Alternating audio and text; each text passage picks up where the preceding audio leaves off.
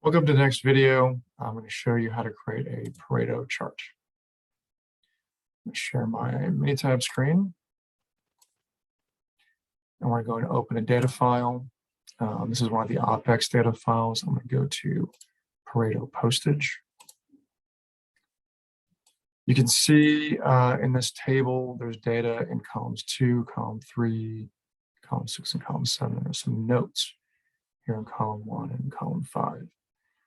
Columns 2 and 3, what we've got is detailed data. It's the reason code for every package in a data set. What we're seeing here is the reason for a postage delay.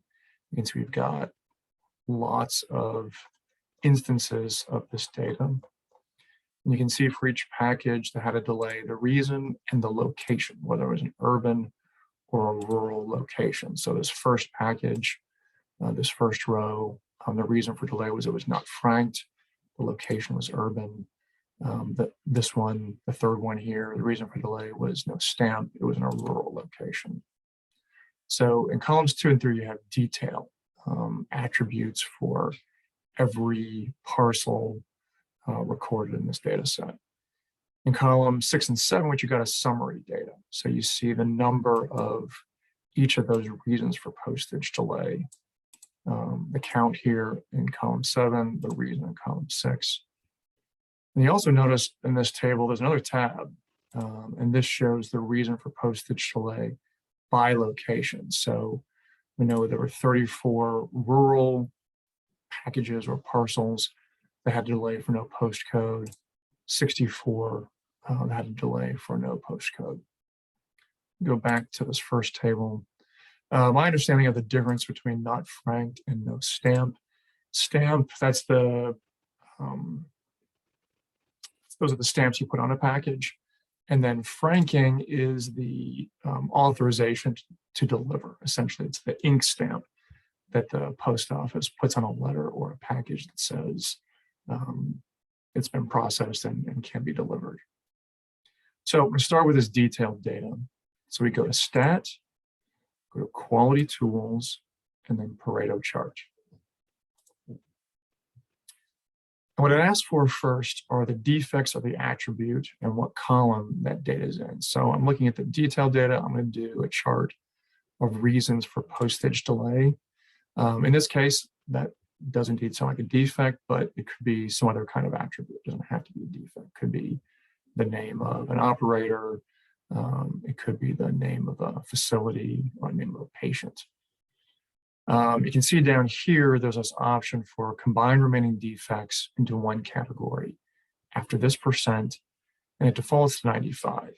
The other option is not to combine, or you can change that percentage. We'll come back to that. You can click on OK. Mini-tab creates a Pareto chart. Pareto chart has a couple of defining characteristics. The key characteristics are you have a series of bars arranged in descending order, and the height of those bars represents the count or the value, the number of times an attribute or a defect value appears. And then the line here, which represents the cumulative percent. So you can see this first column is labeled no postcode. There are 98 instances of that, and that represents 40.1% of the total values in that column. Next column is no stamp. That represents 76 rows or 31.7%, and on down. The final row in the data table here is the cumulative percent. So that first column is 40.8%, but the first two columns combined represent 72.5. The first three columns combined represent 90%. The first four columns combined represent 95.8, and then everything else is thrown into other, and that represents the total 100%. I'm going to come back to the options that I chose here for this view. If I click on this button, it brings up the last dialog. And now we're going to look at this option here. As you can see, it defaults to combining all the remaining defects after it reaches a cumulative total of 95%. I'm going to choose not to combine and redo the chart. And you see now I get some additional columns. So after this column for postcode unreadable, at 95.8. The next reason is no address. There were 6 of those that represented 2.5%. The cumulative percent is 98.3. And then the final column is wrong postage. There were 4 of those representing 1.7%, and that's the total, 100% of all the reasons for postage delay. So that's creating a chart using the detailed data. I can create the same chart using this summarized data over here. I'll go back to edit last dialog again, blank out the defects or attributes field. I'm going to go to reason for postage delay over here in that column. Now it jumps me down into this box and it's looking for frequencies. Well, frequencies are numeric, so the only numeric column in this table is the frequency that goes along with that. So it's going to use those frequencies to create a chart for me. You can see it remembered that I don't want the defects to be combined. It's going to not combine them. And here it gives me basically the same chart as the last one based on the detailed reasons. In this case, I created this chart using the summarized data. Previous chart was using the detailed data. I can also break down my Pareto chart into multiple charts. If I go back, I'm going to blank out those choices. I'm going to go back to the detailed data. Again, you can see that in column 2, I've got my reasons, and then column 3, I've got the location. So I want to break out 2 separate Pareto charts that show me urban and rural as separate subcategories. So I'm going to look at the defects or attributes and the reason for delay. I'm not going to use the frequencies because, again, I'm using this detail, but I'm going to break those reasons for delay by the variable for location. It gives me some new options here to put all in one graph with the same ordering of bars. I can do one group per graph, same ordering, or one group per graph, independent ordering.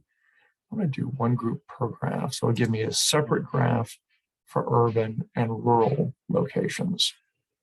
And click on OK. So you can see now I've got this Pareto chart for rural, this Pareto chart for urban.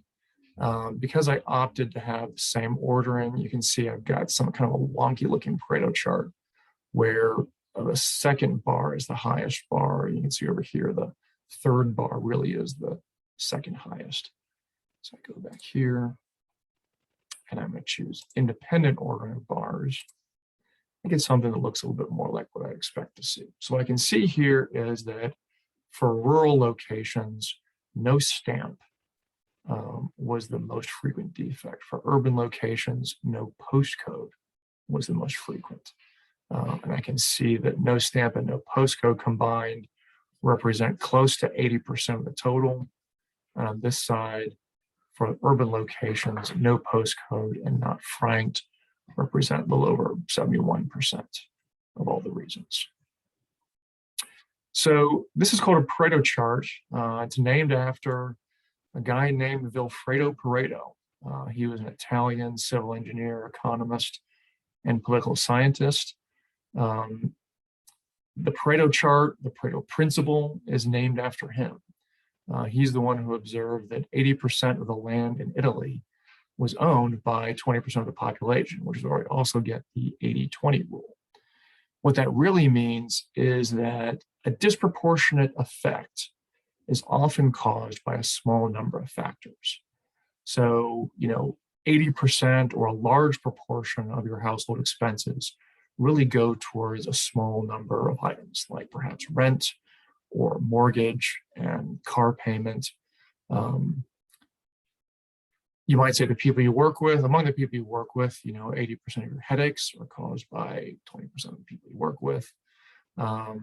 You sort of look at any kind of effect and then break that effect down by the different contributing causes. And what you'll often see is that a small number of those causes actually contribute disproportionately to the total effect. So that's a Pareto chart, the Pareto principle, and there's Pareto. Thanks.